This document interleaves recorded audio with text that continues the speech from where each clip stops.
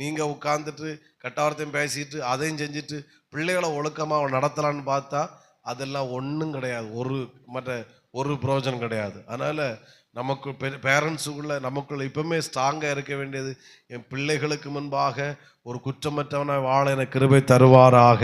நீங்கள் வாழ்ந்தீங்கன்னா உங்கள் பிள்ளைகளை குறித்து நீங்கள் பயப்பட வேண்டியதே வராது.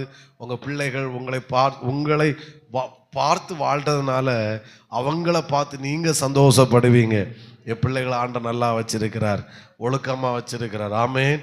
சத்தமாக ஒரு ஆமேன்னு சொல்லுங்க பார்க்கலாம். இன்னைக்கு என்னால் தைரியமாக சொல்ல முடியும், எங்கள் அப்பா அம்மா எங்கள் 3 பேரை பார்த்து சந்தோஷப்பட முடியும்.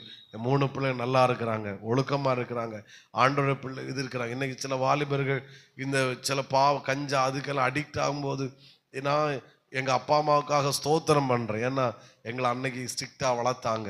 நான் ஏன் சில இது இப்படிலாம் ஸ்ட்ராங்காக சொல்கிறேன்னா, நம்ம ஸ்ட்ரிக்டாக வளர்க்கும்போது நம்ம பிள்ளைகளுக்கு வலிக்கும், கஷ்டமாக இருக்கும். ஆமேன்.